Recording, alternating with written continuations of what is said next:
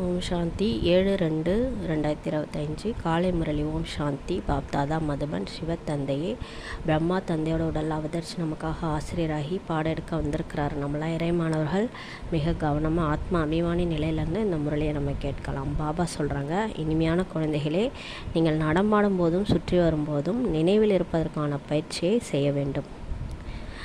நம்ம நடக்கும்போதும் சரி, சுற்றி வரும்போதும் சரி, பாபா நினைவில் இருக்கிற பயிற்சி செய்யணும். உட்கார்ந்தா தான் நினைப்பேன் இல்லாமல் எப்பயுமே நம்ம நடமாடும் போது கூட நினைக்கணுன்றாரு. ஞானம் மற்றும் யோகம் மட்டுமே முக்கியமான 2 பொருட்கள் ஆகும்.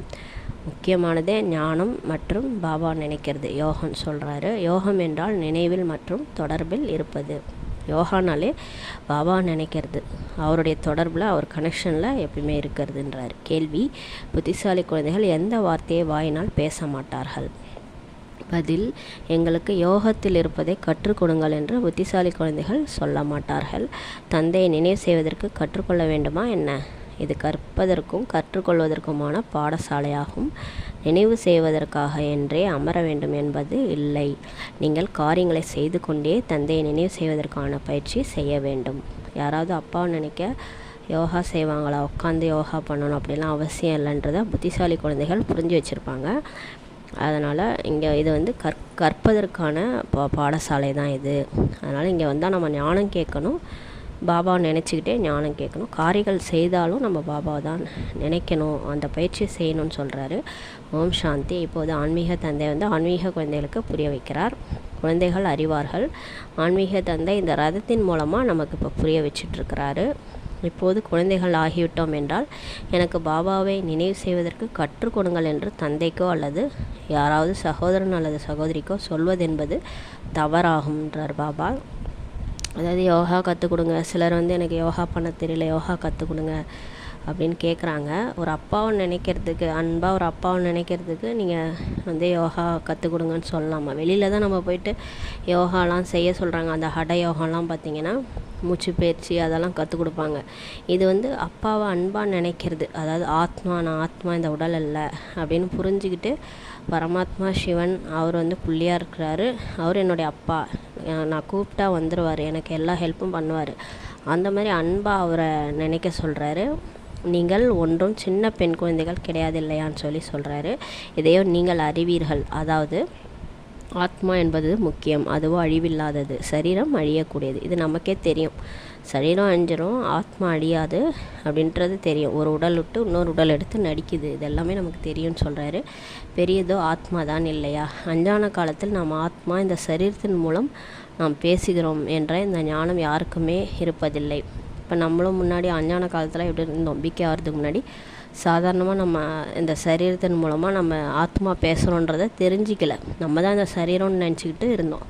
நான் இதை செய்கிறேன் என்ற தேகாபிமானத்தில் தான் பேசுகின்றனர். இப்போது நீங்கள் ஆத்மாபிமானி ஆகியிருக்கிறீங்க. இப்போ நம்ம ஆத்மாபிமானி ஆகிட்டோம். இந்த உடல் மூலமாக நான் இதை செய்கிறேன், நான் ஆத்மா தான் செய்கிறேன்றதை இப்போ புரிஞ்சுக்கிட்டோம். நீங்கள் அறிவீர்கள், நான் இந்த சரீரத்தின் மூலம் பேசுகிறேன், கர்மம் செய்கிறேன் என்பதை ஆத்மா தான் சொல்கிறதுன்றதை இப்போ புரிஞ்சிட்டிங்க.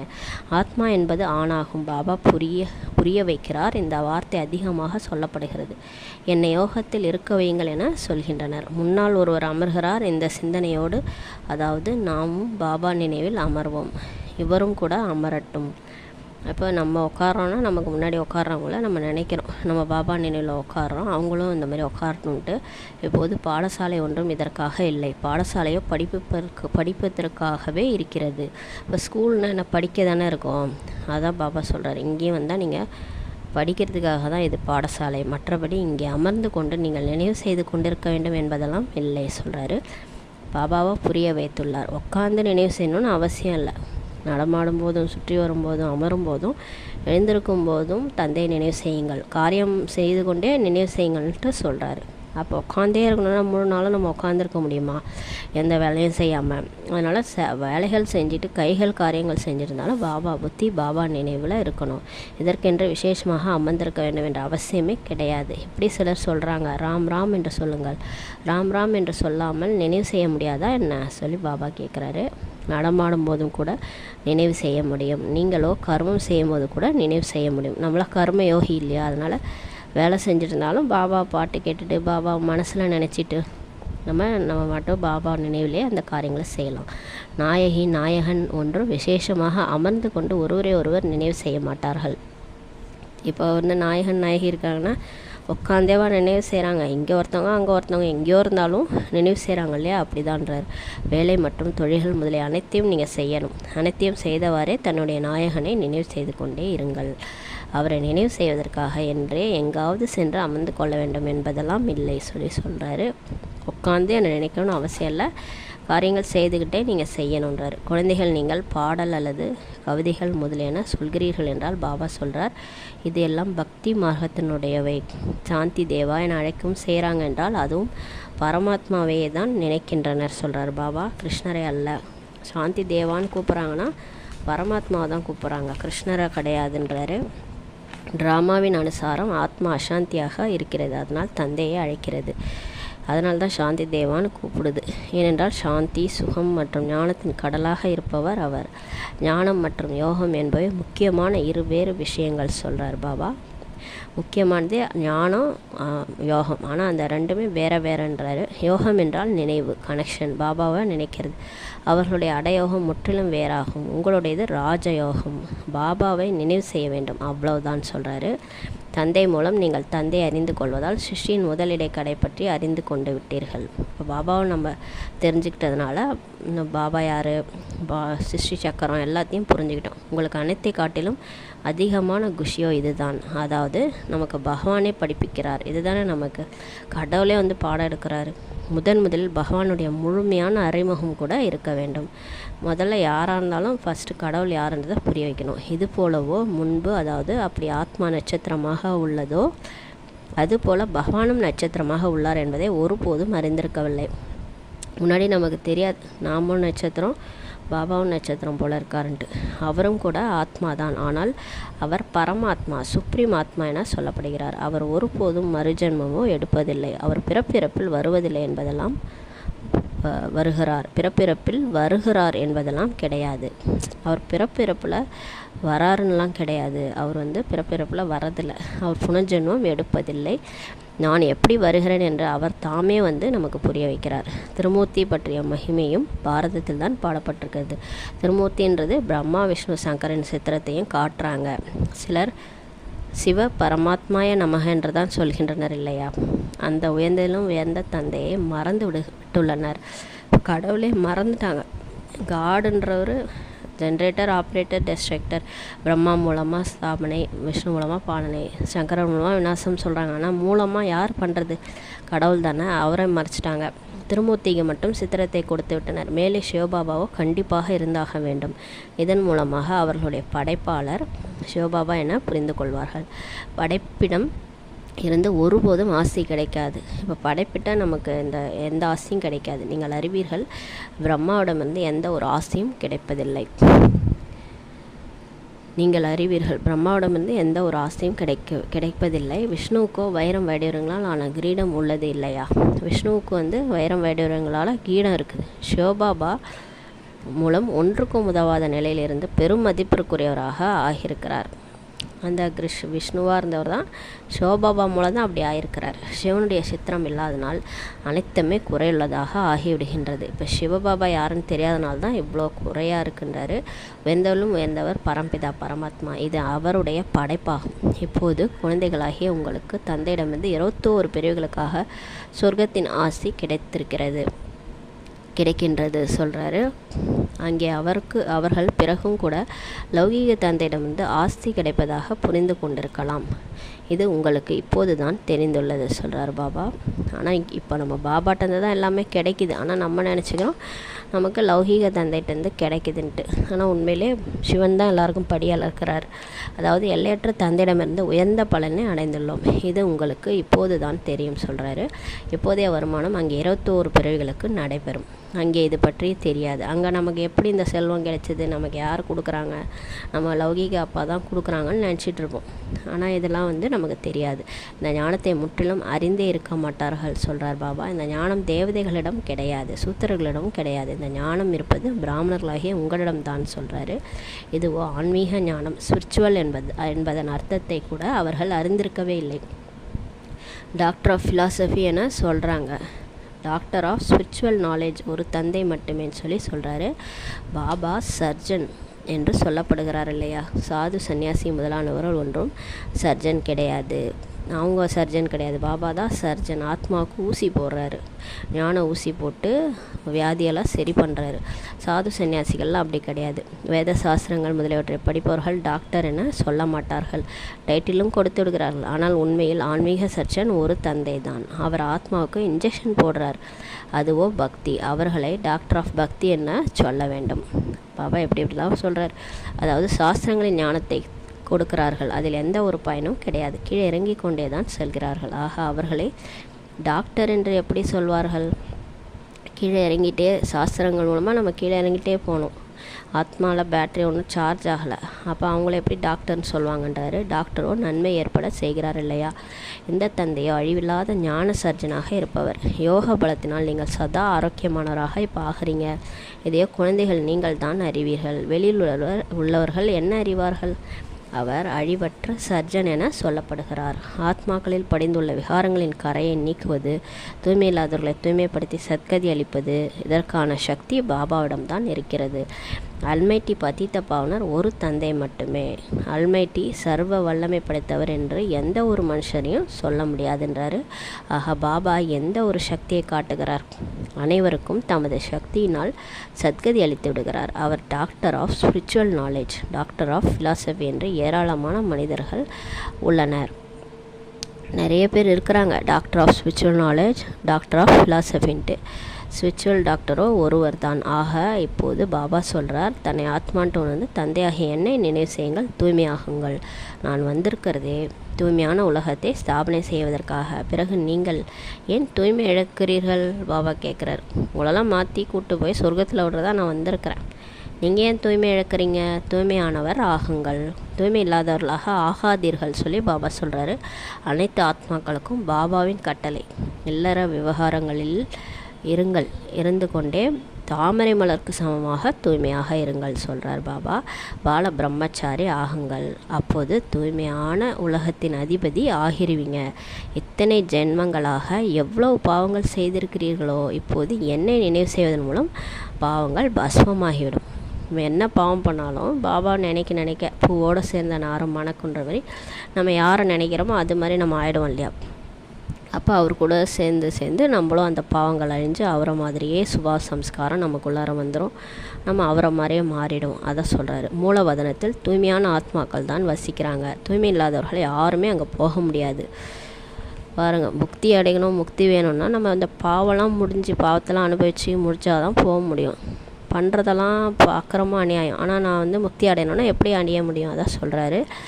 நீங்கள் பாவம் போனால் தான் அங்கே மூலவதனத்தில் தூய்மையான ஆத்மாக்கள் தான் இருப்பாங்க. தூய்மையில்லாதவர்கள் அங்கே போக முடியாது. புத்தியில் எதையோ நினைவில் வைக்கத்தான் வேண்டும். பாபா நமக்கு படிப்பு சொல்லித் தருகிறார் என்று எங்களுக்கு ஆசிரியரை நினைப்பதற்கு சொல்லித்தாருங்கள் என்று மாணவர்கள் கேட்பார்களா என்ன. பாபா கேட்குறாரு பாருங்கள், எப்படி இப்படிலாம் கேட்குறாரு. யோகா சொல்லிக் கொடுங்கன்னு சொன்னால் ஸ்கூலில் ஆசிரியரை நினைக்கிறதுக்கு சொல்லிக் கொடுக்குறாங்களா என்ன மாணவர்களுக்கு. அப்போ ஆசிரியராக நினச்சா என்னன்னு சொல்லி கேட்குறாரு. யார் சொல்லி கொடுக்குறாங்க. பாபா தானே. அவரை நினைக்கிறதுக்கு உங்களுக்கு என்னன்னு சொல்லி கேட்குறாரு. நினைவு செய்வதை கற்றுத்தருவதற்கான தேவை என்ன இருக்கிறது. இங்கே ஆசனத்தில் யாரும் அமர்ந்திருக்கவில்லை என்றாலும் பரவாயில்லை, தன்னுடைய தந்தையை நினைவு செய்ய வேண்டும் சொல்கிறாரு. நீங்கள் நாள் முழுவதும் வேலை தொழில் முதலியவற்றில் இருக்கிறீர்கள் என்றால் மறந்து போகிறீங்க. அதனால் இந்த 10-15 நிமிடங்களாவது நினைவு செய்யட்டுமே என்று இங்கே அமர்த்தி வைக்கப்படுகிறீர்கள். எதுக்காக சென்டரில் போய் நம்ம யோகா பண்ணுறோன்னா, நம்ம வெளியில் வரோம், ஏதாவது வேலைக்கு போகிறோம், வீட்டில் வேலை தொழிலில் நம்ம மறந்துடுறோம் பாபான்னு. வீட்டில் இருந்தாலும் பரவாயில்ல, வெளியில் போகிறவங்க மறந்துடுறாங்க, வேலைக்கு போகிறவங்க. அதனால் அவங்களுக்காக 10-15 நிமிஷம் உட்கார வைக்கிறாங்க. குழந்தைகள் நீங்களோ வேலைகளை செய்து கொண்டே நினைவில் இருப்பதற்கான பழக்கத்தை ஏற்படுத்தி கொள்ள வேண்டும் சொல்லி பாபா சொல்கிறார். இப்போ நம்ம வேலையை செஞ்சுக்கிட்டு பாபாவை நினைக்கிற பழக்கத்தை ஏற்படுத்திக்கணும். அரை கல்பத்திற்கு பிறகு நாயகன் கிடைத்திருக்கிறார். இப்போது சொல்கிறார், ஆத்மா உங்களுக்குள் இருக்கும் கரை நீங்கிவிடும், நீங்கள் உலகத்தின் எஜமானர் ஆகிவிடுவீர்கள் சொல்லி பாபா சொல்கிறார். அப்படியானால் ஏன் நினைவு செய்யக்கூடாது. கணவர் தான் உனக்கு குரு, ஈஸ்வர் எல்லாமே என்று ஒரு பெண்ணுக்கு சொல்கிறாங்க இல்லையா. மாங்கல்யம் அணிவிக்கும் போது சொல்கிறாங்க. ஆனால் அவளோ பிறகு விற்றாருடனர் குரு முதலான அநேகரை நினைவு செய்கிறாள். அதுவோ தேகதாரின் நினைவாகின்றது. ஆனால் இவரோ பதிக்கெல்லாம் மேலான பதி, இவரை தான் நினைவு செய்ய வேண்டும்ன்றார் பாபா. எங்களை நிஷ்டையில் அமர்த்துங்கள் என்று சிலர் சொல்கிறாங்க. ஆனால் இதனால் என்ன ஆகும்? 10 நிமிடங்கள் இங்கே அமர்கின்றனர் என்றால் அவர்கள் ஏக்கரஸ் நிலையில் அமர்ந்துள்ளனர் என்றெல்லாம் நினைத்து விடாதீர்கள். கொஞ்ச நேரம் நம்ம 10 நிமிஷம் உட்காரோன்னா அப்படியே பாபா தான் நினைக்கிறோன்றதெல்லாம் கிடையாது. புத்தி அங்கங்கே அலப்பாயுதுன்னு சொல்கிறார் பாபா. இதுக்கு வீட்டில் வேலை செஞ்சுக்கிட்டே கூட நம்ம நினச்சிடலாம். அந்த வேலையை நினச்சிக்கிட்டே இங்கே பாபாவை நினைக்காமல் உட்காந்துருக்கிறதுக்கு போய் அந்த வேலையை பண்ணிக்கிட்டே பாபாவை நினைக்கலாம்ல. அதான் சொல்கிறார். பக்தி மார்க்கத்தில் யாருக்காவது பூஜை செய்வதற்காக அமர்கின்றனர் என்றால் புத்தி அதிகமாக அலைந்து கொண்டே இருக்கிறது. பக்தியிலையும் அப்படி தான் அலப்பாயுதுன்றாரு. தீவிர பக்தி செய்பவர்களுக்கு நாம் சாட்சாத்காரம் பார்க்க வேண்டும் என்ற அதே ஈடுபாடு இருந்து கொண்டே தான் இருக்கும். பக்தி செய்கிறவங்களுக்கு காட்சி கிடைக்கணுன்ற எண்ணம் தான் இருக்குமா. கிருஷ்ணரை கும்பிட்றாங்க, கிருஷ்ணரோட காட்சி கிடைக்கணும், அவர் ஒரு தடவை பார்த்துட்டு நான் செத்து போயிடுறேன் அப்படின்னு நினைப்பாங்க. அந்த ஆசையோடு அமர்ந்து கொண்டே இருக்கிறாங்க. ஒரே ஒரு ஈடுபாட்டில் மூழ்கி விடுகின்றனர் சொல்கிறாரு. அவங்க ஒரு யாரை பக்தி செய்கிறாங்களோ அந்த ஒரு ஈடுபாட்டில் மூழ்கிறாங்க. அப்போது சாட்சாத்காரம் அவங்களுக்கு கிடைக்கின்றது. அவர்கள் நவ்தா தீவிர அல்லது கண்மூடித்தனமான பக்தர்கள் என்று சொல்லப்படுறாங்க. அதாவது காட்சி கிடைச்சே தீரணுன்ட்டு கண்மூடித்தனமாக நம்பிட்டுருக்குறாங்க. அப்போ இவர் போய் அந்த சுஷ்மாதன ட்ரெஸ் போட்டு காட்சி காமிச்சிட்டு வந்துடுறாரு. எப்படி நாயகன் உள்ளனரோ அதுபோல் அவர்களின் பக்தி கூட இருக்கிறதுன்னு சொல்கிறாரு. உண்ணும் போதும் அருந்தும் போதும் நினைவு இருந்து கொண்டே தான் இருக்கிறது. பக்தி கூட அப்படி தான்றாரு. அவங்க சாப்பிடும்போதும் அருந்தும் போதும் மீரா கிருஷ்ணரேன்னு நினச்சிட்டு இருப்பாங்க. அந்த மாதிரி அவர்களிடம் விகாரத்தின் விஷயம்லாம் இருக்காது. ஆனால் சரீரத்தின் மீது பிரியம் ஏற்பட்டு விடுகிறது. ஒருவர் மற்றவரை பார்க்காமல் இருக்க முடியவதில்லை சொல்கிறாரு. லௌகீகத்தில் அந்த காதலை அப்படி இருக்கிறாங்கன்னு சொல்கிறாரு. இப்போது குழந்தைகளாகி உங்களுக்கு பாபா புரிய வைத்துள்ளார். என்னை நினைவு செய்வதன் மூலம் உங்கள் விகர்மங்களோ இப்போ விநாசமாயிடும். எப்படி நீங்கள் 84 பிறவிகள் எடுத்திருக்கிறீர்கள். விதையை நினைவு செய்வதன் மூலம் மரம் முழுவதும் நினைவு வந்துவிடும் சொல்கிறாரு. இப்போ பாபா நினச்சா ஃபுல்லாக உங்களுக்கு நம்ம 84 பிறவி எப்படி எடுத்தோம் எல்லாமே ஞாபகம் வந்துடும்ன்றாரு. மரமும் ஞாபகம் வந்துடும்ன்றாரு. இது பலவித தர்மங்களின் மரம் இல்லையா, இது உங்களுடைய புத்தியில் மட்டுமே இருக்கிறது. அதாவது பாரதம் பொன் யுகத்தில் இருந்தது, இப்போது இரும்பு யுகத்தில் இருக்குது. இந்த ஆங்கில சொற்கள் நன்றாக உள்ளன.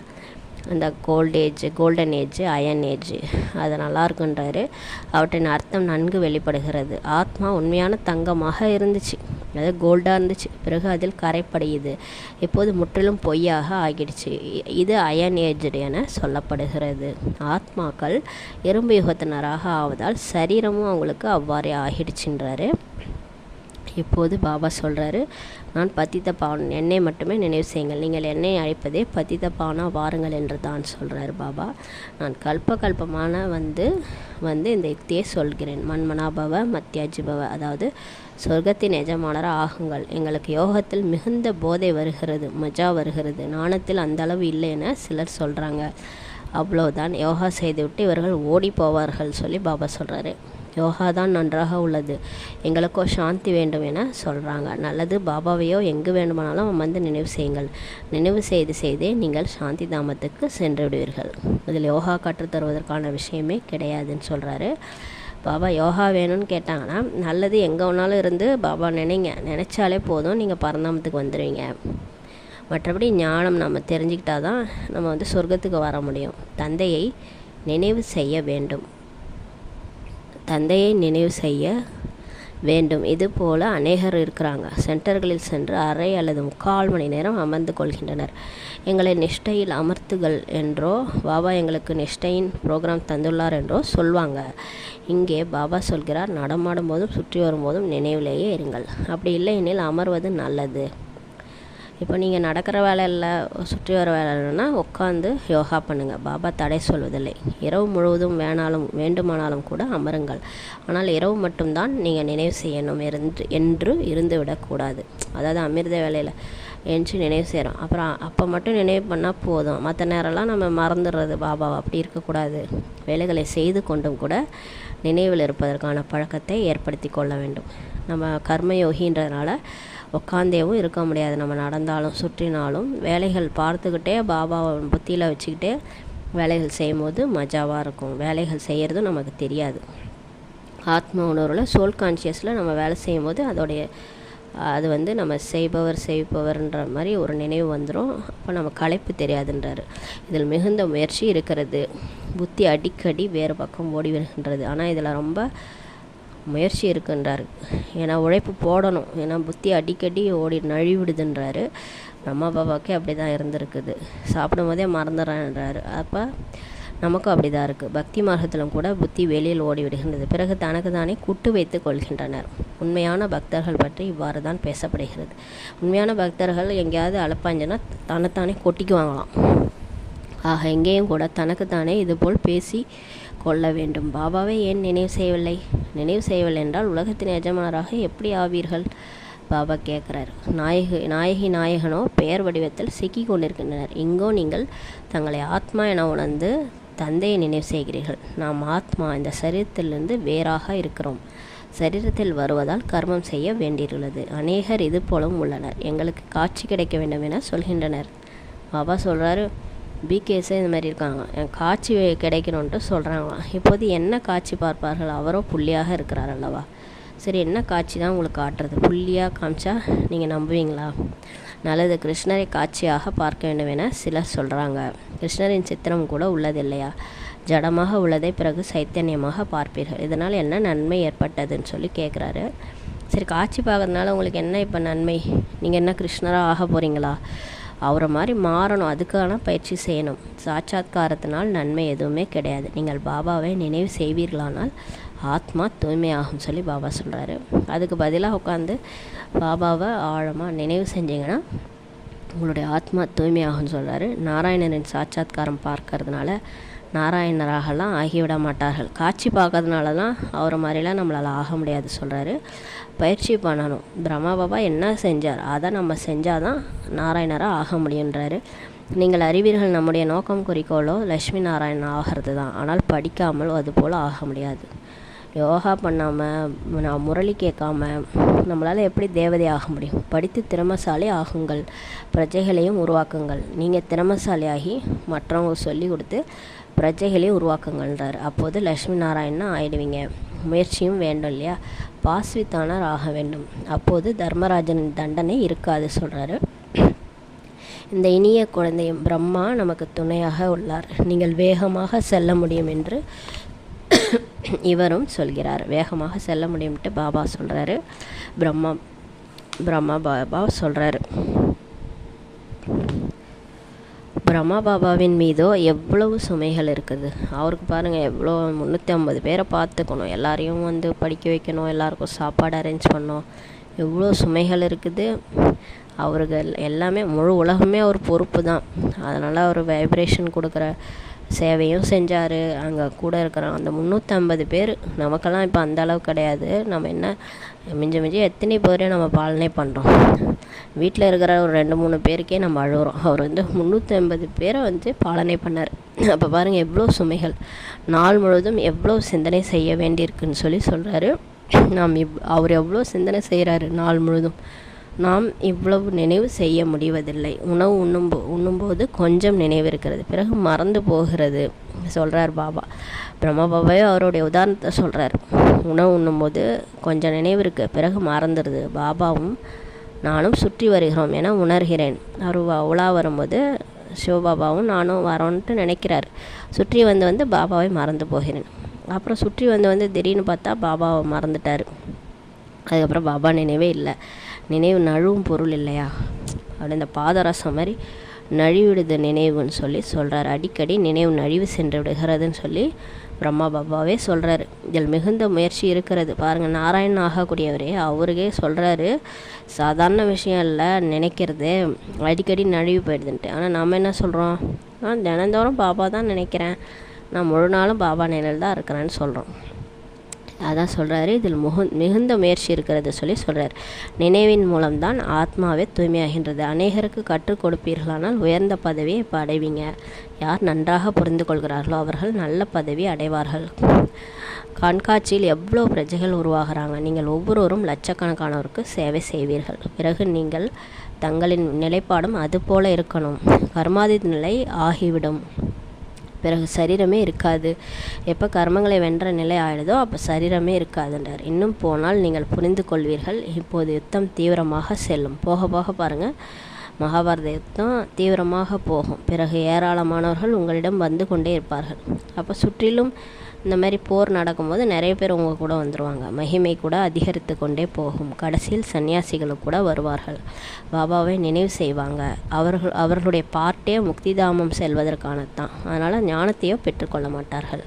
அவங்க நம்ம சொல்கிற ஞானத்தை கேட்க மாட்டாங்க. மற்றபடி பாபாவை நினைவு செய்வாங்க. பாபா யாருன்னு புரிஞ்சுக்கிட்டு நினைவு செய்வாங்க. ஏன்னா அவங்களோட பாட்டே அப்படி தான். அவங்க வந்து பறந்தவங்க போயிடுவாங்க. அப்புறம் துவாபரயுகத்திற்கு மேலே நடிக்க வருவாங்க. உங்களுடைய செய்தி அனைத்து ஆத்மாக்களிடத்திலும் சென்று சேர வேண்டும் சொல்கிறாரு. செய்தித்தாள்கள் மூலம் அநேகர் கேட்பார்கள். நம்மளோட செய்தி எல்லாருக்கும் போயிடும். நியூஸ் மூலமாக அநேகர் கேட்பார்கள்ன்றாரு. எவ்வளோ கிராமங்கள் உள்ளன, அனைவருக்கும் செய்தியை கொடுக்க வேண்டும். இப்போ கிராமம்லாம் நிறையா இருக்கு இல்லையா, அங்கெல்லாம் போயிட்டு செய்தி கொடுக்கணும். இறைவனின் தூதுவர்கள் நீங்கள் தான். உங்களை விட்டால் எனக்கு யார் இருக்கா, நீங்கள் தான் போய் சொல்லணுன்றாரு. தூய்மை இல்லாதவர்களை தூய்மையாக்குபவர் தந்தையை தவிர வேறு யாரும் கிடையாது. தர்மஸ்தாபகர்கள் யாரையாவது தூய்மையாக்குகிறார்கள் என்பதெல்லாம் கிடையாது. இப்போ புத்தர், இயேசு இவங்களாம் யாரையும் தூய்மையாக்குறது கிடையாது. அவங்களாம் தர்மஸ்தாபகர். அவர்களின் தர்மமும் வளர்ச்சி பெறும். அவங்க வந்த பிறகு அவங்களுடைய தர்மம் வளர்ச்சி பெறுது. அவர்கள் திரும்பி செல்வதற்கான வழியை எப்படி சொல்வார்கள்? அவங்களுக்கு எப்படி தெரியும்? அவங்களுக்கே பாபா தான் முக்தி கொடுப்பாரு. அவங்க திரும்பி செல்வதற்கான வழியை எப்படி சொல்வாங்க? அனைவருக்கும் சத்கதி அளிப்பவர் பாபா தான். குழந்தைகள், நீங்கள் இப்போது அவசியம் தூய்மையாகணும். அநேகர் தூய்மையாக இருப்பதில்லை. காமம் மகா சத்ரு இல்லையா? நல்ல நல்ல குழந்தைகள் கூட கீழே விழுந்து விடுகின்றனர். தீய பார்வையும் கூட காமத்தின் அம்சம்தான் சொல்கிறார். பாருங்கள், தீய பார்வை, ஆனா பெண்ணா பார்க்குறது, அடுத்தவங்கள வந்து ஒரு மாதிரி தீய நோக்கத்தோடு பார்க்குறது எல்லாமே காமத்தின் அம்சம்தான். முற்றிலுமாக சோல் கான்ஷியஸில் வந்துட்டு அந்த பிரச்சனையே இருக்காதுன்றாரு. இது பெரிய சைத்தானாகும். ஆனால் இது வந்து நம்மளை பாஸாக விடாது. நம்ம இந்த மாதிரி குற்றப்பார்வையோடு பார்க்குறோம் மற்றவங்களனா அதை நம்மளை பாஸாக விடாது. அதனால தான் பாபா வந்து ஆத்மா பயிற்சி பண்ண சொல்கிறாரு. மற்றவங்கள ஆத்மாவை பாருங்கள், சோலாக பாருங்கள். அப்போ அந்த விகாரம் நம்மக்கிட்ட வரவே வராது, போயிடும். பாபா சொல்கிறார், இதன் மீது வெற்றி கொள்வீர்களானால் உலகத்தை வென்றவர்களாக ஆவீர்கள். நல்லது. இனிமையான தேடி கண்டெடுக்கப்பட்ட செல்ல குழந்தைகளுக்கு தாயும் தந்தமாகிய பாப்தாதாவின் அன்பு நினைவுகள் மற்றும் காலை வணக்கம். ஆன்மீக குழந்தைகளுக்கு ஆன்மீக தாய் தந்தையின் நமஸ்தே. நாம் ஆன்மீக குழந்தைகள் ஆன்மீக தாய் தந்தைக்கு நமஸ்தே. தாரணைக்கான முக்கிய சாரம். ஃபஸ்ட்டு பாயிண்ட்டு, வேலை தொழில் முதலியவற்றை செய்தவாறு நினைவில் இருப்பதற்கான பழக்கத்தை ஏற்படுத்தி கொள்ள வேண்டும். பாபாவுடன் கூடவே செல்வதற்கு மற்றும் தூய்மையான உலகின் எஜமானர் ஆவதற்காக அவசியம் தூய்மையாக வேண்டும். இரண்டாவது பாயிண்ட்டு, உயர்ந்த பதவி பெறுவதற்காக அநேகருக்கு சேவை செய்ய வேண்டும். அநேகரை முன்னேற்ற வேண்டும். தூதுவராகி இந்த செய்தியை அனைவருக்கும் கொண்டு சேர்க்க வேண்டும். வரதானம். அன்பு என்ற மடியில் ஆத்மார்த்த சுகம் மற்றும் சர்வ சக்திகளின் அனுபவம் செய்யக்கூடிய யதார்த்த முயற்சியாளர் ஆகுக. இப்போ பாபாவுடைய அன்பு என்ற மடியில் ஆத்மார்த்த சுகம் மற்றும் அனுபவத்தை செய்யுங்க. அதன் மூலமாக நீங்கள் யதார்த்த முயற்சியாளராக ஆகிடுங்க. கஷ்டப்பட்டு பாபாவை நினைக்காம யதார்த்தமாக நினைங்க. யார் யதார்த்த முயற்சியாளர்களோ அவர்கள் ஒருபோதும் கடின உழைப்பு அல்லது களைப்பின் அனுபவம் செய்ய மாட்டாங்க. பாபாவை அப்படியே யதார்த்தமாக நினைக்கிறவங்க. எங்கள் அப்பாவை நான் நினச்சிட்ருக்கேன், அவர் என் கூடவே இருக்கார். நான் புள்ளி ஆத்மா தனியாக வந்தேன். அப்பா பரமாத்மா என்னுடைய பாபா, அவர் என் கூட இருக்கார் அப்படின்ட்டு அந்த சாதாரணமாக சகஜ யோகியாக இருக்கிறவங்க கடின உழைப்போ களைப்பின் அனுபவம் செய்ய மாட்டாங்க. சதா அன்பில் மூழ்கியிருப்பாங்க. அதாவது பாபாவோட லவ்லின் ஸ்டேஜில் மூழ்கியிருப்பாங்க, அன்பில் மூழ்கியிருப்பாங்க. எல்லா சம்பந்தத்தோடவும் அவரோட வச்சுட்டு அவரோட அன்பில் மூழ்கியிருப்பாங்க. அவர்கள் சங்கல்பத்திலும் சமர்ப்பணமான காரணத்தினால் என்னை பாப்தாதா நடத்தி கொண்டிருக்கின்றார். கடின உழைப்பு என்ற பாதங்களினால் அல்ல, அன்பு என்ற அனுபவம் செய்வார்கள். அன்பு என்ற மடியில் நடந்து கொண்டிருக்கின்றேன். அன்பு என்ற மடியில் அனைத்து பிராப்திகளின் அனுபவம் ஏற்படுகின்ற காரணத்தினால அவர்கள் நடக்க மாட்டாங்க. ஆனால் சதா குஷியில் ஆத்மார்த்த சுகத்தில் சர்வ சக்திகளின் அனுபவத்தில் பறந்து கொண்டே இருப்பார்கள். பரிசுத்தா மாதிரி பறந்துக்கிட்டே இருப்பாங்க. அந்த அன்பு என்ற அனுபவத்தினால அவங்களுக்கு அவங்க நடக்க மாட்டாங்க. அப்படியே குஷியில் அந்த ஆத்மார்த்த சுகத்தில் சர்வ சக்தியும் அவங்களுக்கு அனுபவமாகும். அதில் அவங்க பறந்துக்கிட்டே இருப்பாங்கன்னு சொல்லி பாபா சொல்கிறாங்க. ஸ்லோகன். நம்பிக்கை என்ற அஸ்திவாரம் உறுதியாக இருந்தால் சிரேஷ்ட வாழ்க்கையின் அனுபவம் தானாகவே ஏற்படும். நமக்கு இப்போ பாபா தான் இந்த பிரம்மா பாபாவோடலாம் வந்திருக்காரு, கடவுளே எனக்கு கிடச்சிட்டாரு. அந்த நம்பிக்கை இருந்துச்சுன்னா, அந்த ஃபவுண்டேஷன் உறுதியாக இருந்துச்சுன்னா, அதே மாதிரி நான் தான் பதவி அடைஞ்சிருந்தேன், நான் தான் போன கல்பத்தில் வெற்றி அடைந்த ஆத்மா, அந்த நம்பிக்கை இருந்துச்சுன்னா தானாகவே சிரேஷ்ட வாழ்க்கையின் அனுபவம் இப்போ தானாகவே ஏற்படும் சொல்லி பாபா சொல்கிறாங்க. ஓம் சாந்தி. நன்றி பாபா, நன்றி ராமா, நன்றி பரிவாரம்.